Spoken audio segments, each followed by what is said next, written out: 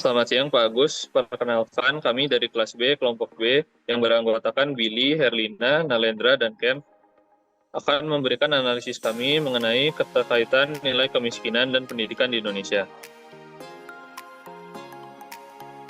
Seperti yang kita ketahui, pendidikan dan kemiskinan adalah dua isu yang sangat terkait dan mempengaruhi kualitas hidup dan perkembangan manusia. Pada pembahasan kali ini, kami akan memberikan analisis kami mengenai korelasi dan keterkaitan antara dua isu tersebut di Indonesia, lebih tepatnya pada tahun 2022 dan 2023. Dalam pembahasan kali ini, kami akan memusatkan analisis kami mengenai perubahan apa saja yang terjadi terhadap jumlah penduduk miskin di Indonesia pada tahun 2022 dan 2023. Bagaimana perubahan penyebaran kuartil penduduk miskin di Indonesia, perubahan apa saja yang terjadi terhadap jumlah sekolah menengah atas di Indonesia, dan juga bagaimana perubahan penyebaran kuartil sekolah menengah atas di Indonesia. Yang terakhir ada juga, apakah ada hubungan antara pendidikan dan kemiskinan di Indonesia? Berdasarkan data jumlah penduduk miskin di Indonesia yang kami dapatkan dari Bpjs tahun 2000 pada tahun 2022 ya.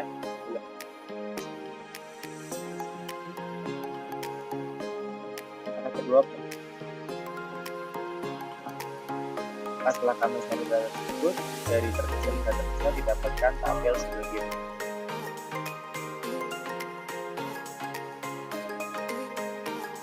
setelah melakukan perhitungan terhadap nilai kuartil 1, median kuartil 3, mean, minimum, maksimum range, dan menemukan apakah terdapat outlier pada data tersebut, diperoleh box plot sebagai berikut.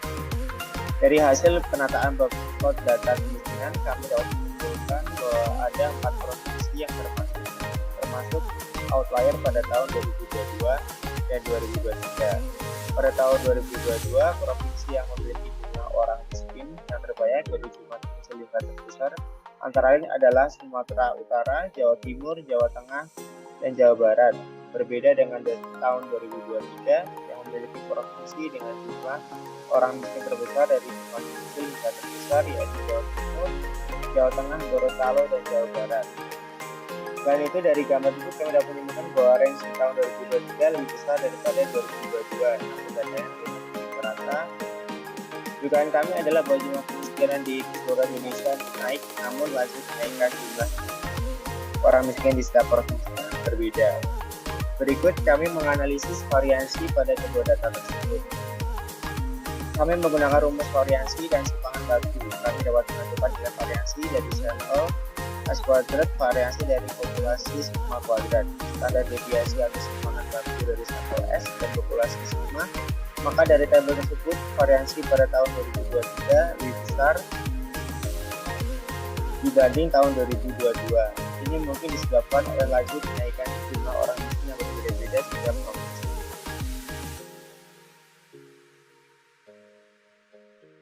Untuk mempermudah melihat kenaikan variasi ini, kami juga dapat melihat penyebaran jumlah orang miskin di Indonesia pada gambar berikut. Pada gambar tersebut dapat disimpulkan bahwa jumlah orang miskin terpusat di Pulau Jawa, kemungkinan karena populasi yang tersentral dari Pulau Jawa.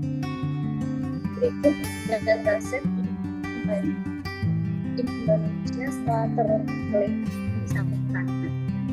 Pada tahun 2022 dengan jumlah SMA Indonesia yang sebanyak 14.236 diperoleh nilai rata-rata sebesar 325, lalu didapatkan median sebesar 241 dengan kuartil 1 sebesar 142,2 dan kuartil 3 sebesar 523. Nilai minimum data sebesar 0 dan maksimumnya sebesar 1.711. Pada tahun 2023 dengan jumlah SMA di Indonesia sebanyak 14.445 diperoleh nilai rata-rata sebesar 380, lalu didapatkan median sebesar 241 dengan kuartil 1 sebesar 107,75 dan kuartil 3 sebesar 530, nilai minimum data sebesar 1.768 dan maksimumnya sebesar 1.711.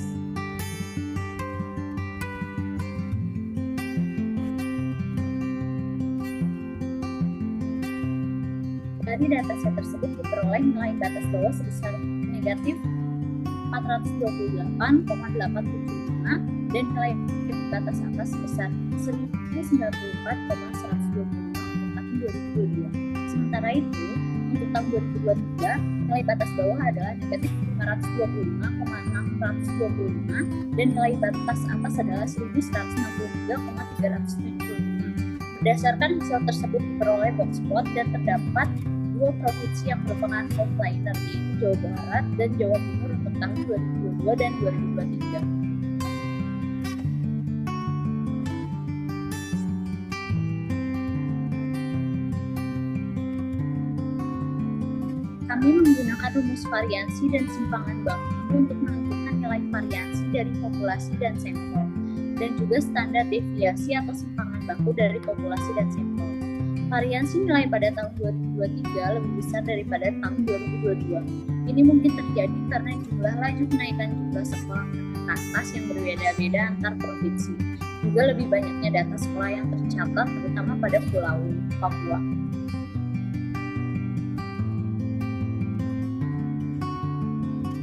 Pada gambar peta tersebut, kami menentukan bahwa jumlah sekolah menengah atas terpusat di Pulau Jawa, kemungkinan karena populasi yang tersentral di Pulau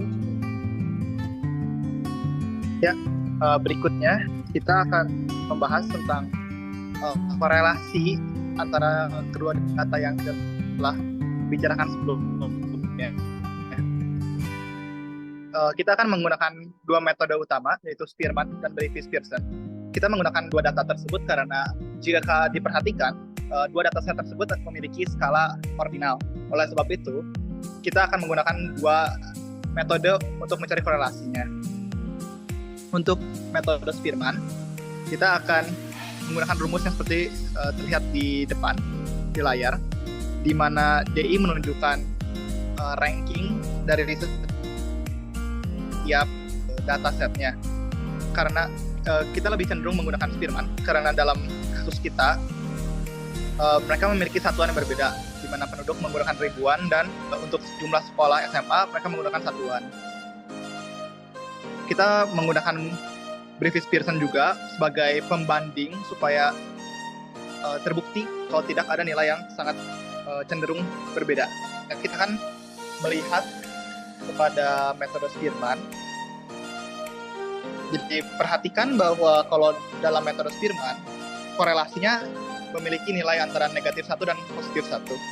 Dan setelah kita berhasil menghitung, kita mendapat untuk tahun 2022 memiliki nilai positif 0,8549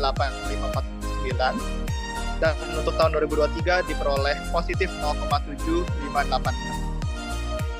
Karena kedua nilai ini cukup dekat dengan positif 1, maka kita dapat mengatakan bahwa kedua dataset tersebut memiliki korelasi yang kuat, di mana jika salah satu datasetnya itu naik, maka dataset yang lain juga naik. Dalam kasus kita, jadinya jika contohnya ada lebih banyak sekolah SMA di satu provinsi, maka orang yang miskin pun naik. Ya, selain dari metode Spearman yang tadi sudah jelaskan, kita juga menggunakan metode Brevis-Pearson. Jadi seperti yang saya katakan, ini adalah sebagai pembanding untuk metode Spearman dan terbukti bahwa dua-duanya memiliki keterkaitan yang kuat, di mana pada tahun 2022 memiliki korelasi positif 0,879 dan tahun 2023 positif 0,695. Ini menunjukkan bahwa dalam metode 2 berbeda dan pada tahun berbeda ini menunjukkan bahwa korelasinya itu masih kuat antara dataset pendidikan dan dataset kemiskinan.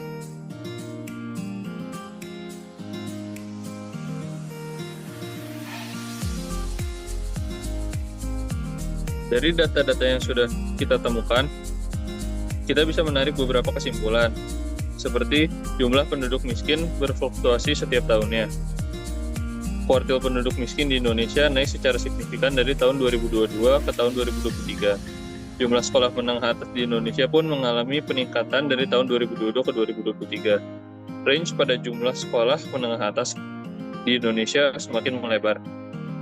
Dan adanya korelasi positif yang kuat antara jumlah sekolah menengah atas dengan kemiskinan pada tahun 2022 dan 2023. Secara umum, berdasarkan dua data yang terpilih, kita dapat menyimpulkan bahwa ada korelasi yang kuat antara jumlah penduduk miskin dan jumlah sekolah menengah ke atas di Indonesia pada tahun 2022 dan 2023. Namun kita juga menduga ada faktor lain seperti jumlah penduduk di setiap provinsi yang mempengaruhi hasil dari kesimpulan kami.